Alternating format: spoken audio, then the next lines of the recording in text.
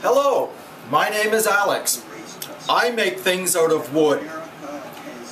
I use what's handy, I use what's old, I use what's always worked.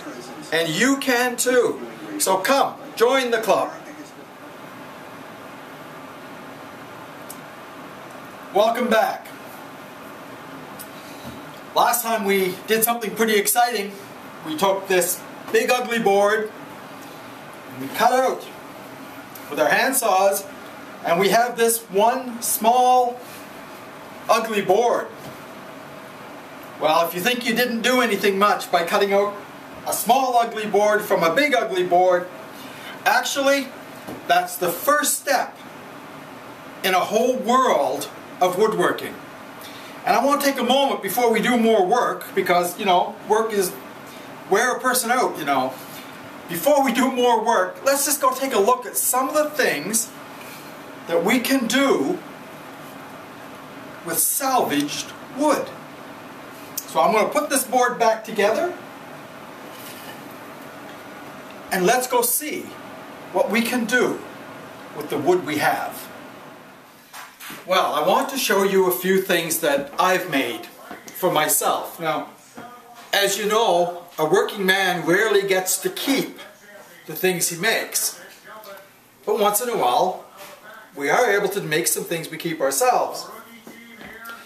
Now, everything that I've made here is basically made out of salvaged wood, or wood that I got for very little.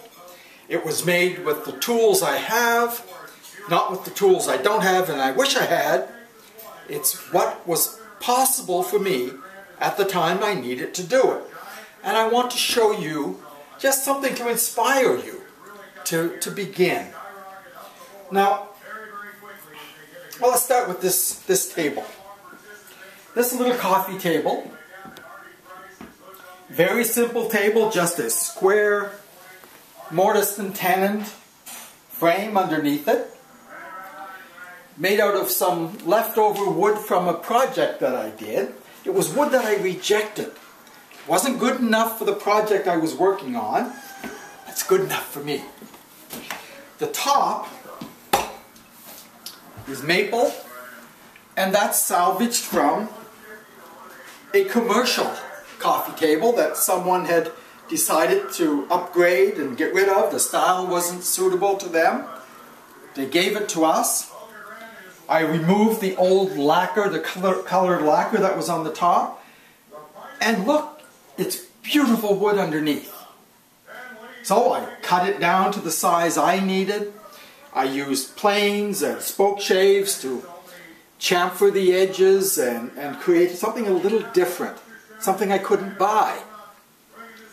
It works well. At the same time, sometimes when you use recycled materials, you got to deal with some difficulties. For instance, this lovely tabletop is not one that I glued up. It was a commercially glued up table. So several months after I cut the table down, reshaped it, I found there was a glue line in the top letting go. Run your finger across that chamfer. There it is. The glue let go. I'd be heartbroken if it cost me any money. It didn't cost me any money, so I'm not heartbroken. That's just one of the things you live with. Don't sweat it. It's a serviceable table, if not a work of art. But there's more here too. For instance, here's a little whimsical candle stand.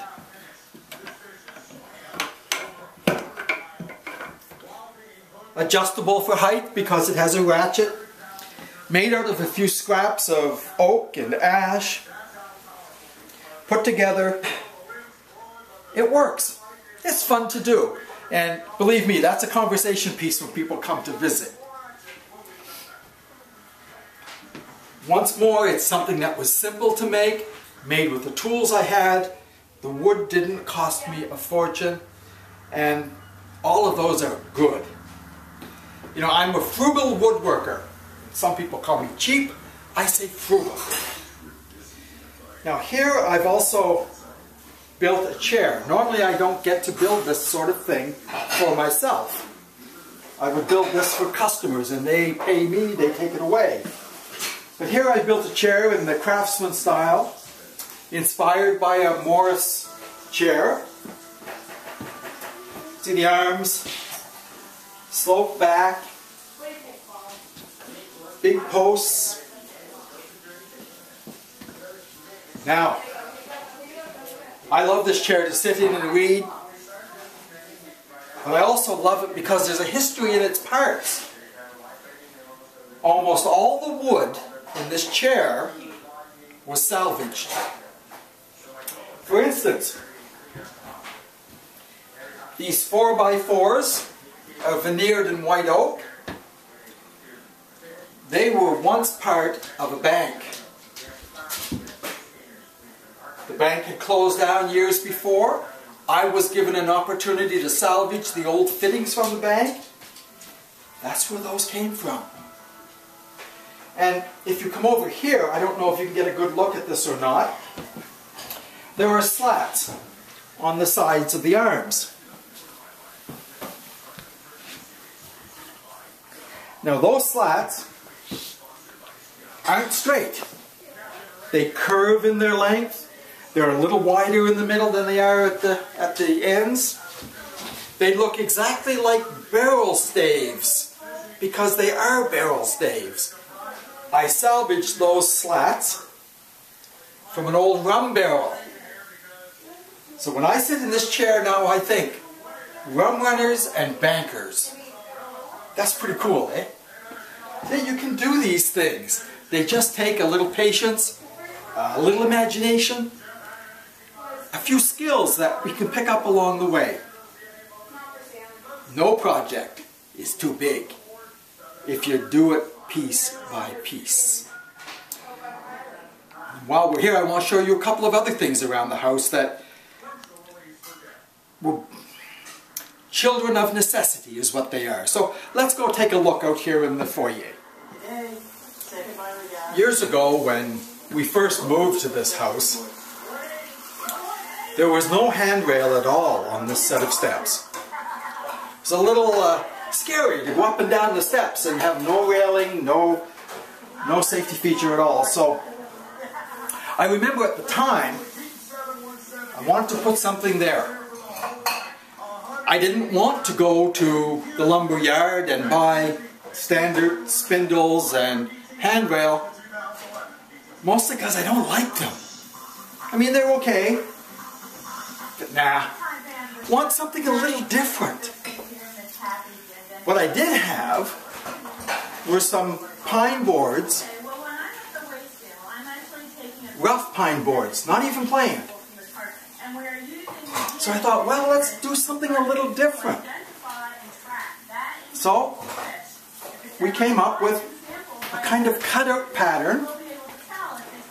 Pine boards with, just ran a bead with my beading plane. Lovely, lovely tool to use. And just did some cutouts. Nobody else has a handrail like that. Not to everybody's taste, but I like it. And this was also made just from wood I happened to have. It was all cut out by hand. And if you run your hand across the boards, you can feel where I hand planed each of those boards. That makes it a special project to me.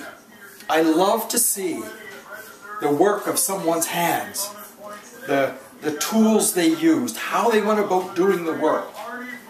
And I hope that over the series of videos that I'm doing, I can impart a little of that knowledge, also a little of that passion, to make it your own, to do it your way, and to learn to enjoy it. I also made another handrail to go against the far wall. It's just an ordinary, very simple, small handrail. But again, This is not a commercial handrail. I did not go to the hardware store and buy a, it might have been cheaper had I done that. This handrail is actually made from salvaged wood.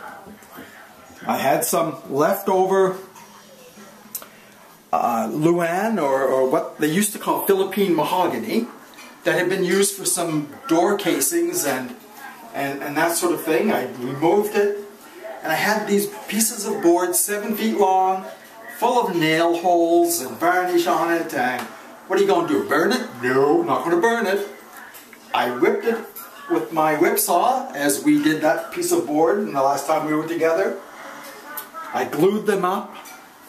I molded the shape with my molding planes,